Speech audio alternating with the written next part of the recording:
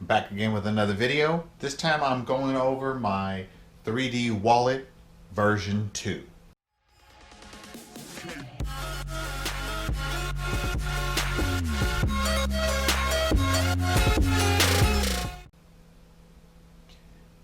So in all actuality this is version 3, but I call it version 2 because the original video I made was about this wallet.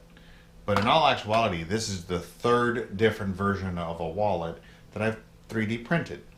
So the first version was this version, and it was okay. I got it off Thingiverse. If you haven't heard about Thingiverse, is a very good resource for 3D printing. So I printed this wallet. It was okay. It got me into printing. This was one of the first prints I did, and it worked except for didn't have any real guides other than this one right here. And it had, you know, basically an okay build quality. It was a little bit thin, a little bit flimsy, and it didn't really lock very well. So that was my first wallet. Then I moved on to this second wallet. And I actually did a video on this wallet because I really liked it. Now, I did make some changes to the original design from Thingiverse. I added this back clip. I had gotten another 3D design off of Thingiverse and found this clip, pasted it on there, did some modifications, thickened it up, and it worked really well. Now the reason I liked this wallet is because it had guides, it was thicker, it incorporated more cards because it had a bigger channel, and I thought that this design was pretty good, so I had it for a few months. After that, I went with this design. Now, this design off of Thingiverse did not have this clip, and I actually was able to print the clip all in one shot.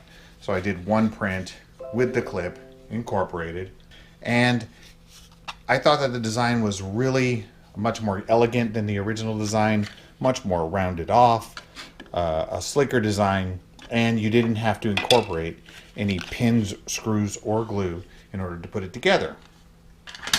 So the finished design was basically like this one, and it held 5 cards with a pocket in the center that you can put whatever you want. I have an SD card in here that also slides, and you have your cards that slide out. So when you pull it, they slide out to there, and then you can pull them out. So I thought that that was a great design, except for that it came really plain. So this design here that you see is not the final design that you can pull off Thingiverse. That design is more like this. It's flat, and so it would look more like this design with a flat cover. Now, what I did to dress that up is I incorporated a plate that you can glue on here, and that basically gave it texture also to open and close it a little bit easier.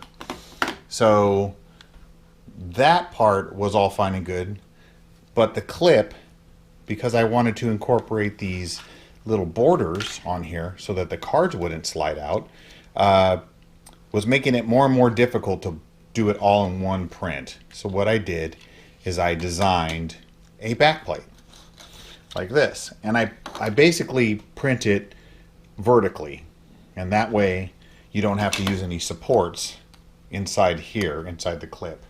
That was one way that I could get around doing that. So it does kind of give you some artifacting right here, but considering that you're going to be putting a card in it anyway, I didn't mind that so much.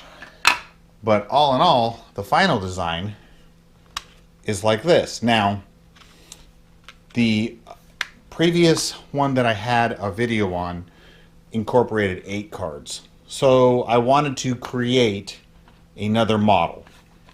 This is basically my 8 card model, and what it does is it still has the back plate and the front plate, which are generic, but the inside, this plate here is also generic, but the flap had to be modified. So the original flap looked like this. This was the original flap from Thingiverse.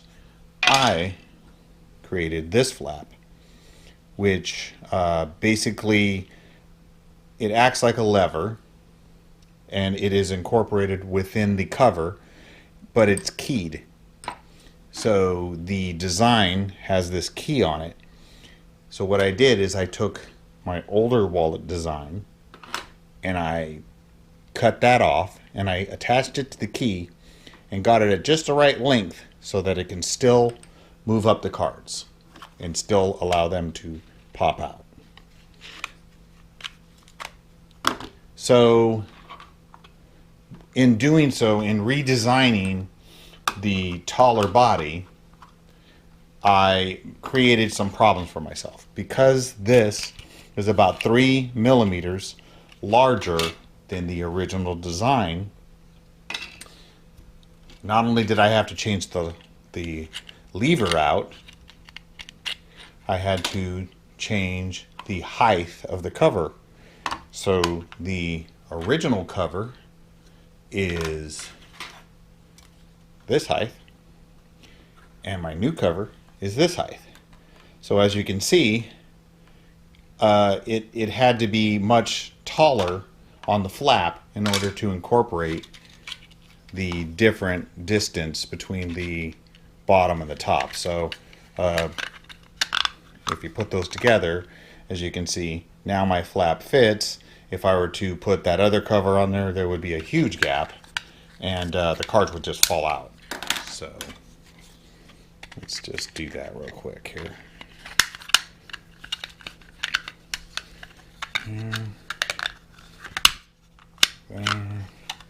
And as you can see, that cover will not fit. It's not designed right. And so by making the design taller, I had to make a bunch of other changes in order for the design to work. So the 8-card design that can also incorporate 2 to 3 cards in the back is here, but I prefer the 5-card design just because it's a little bit easier in the pocket. It's a little bit slimmer, and if you can go without a couple of cards, then this would be the design I would go with. If you really need all of your cards, then I would go with the bigger design. But anyway, that's my new design, 4x3D wallet. It's a great project. I will either, upon request in the comments, I can send you the STL files, you know, you guys can make your own, or I might even post it on Thingiverse. Give me a couple of weeks. When I have some time, I'll throw these up on Thingiverse, and then I'll put the link in the description of the video eventually. But I have not done that as of the making of this video. Anyway, that's my video. Hopefully you found it informational and you liked it. If you did, click like. If you found it really, really informational and you really liked it, please subscribe, and I will talk to you later. I'm gonna get the tech out of here. Later.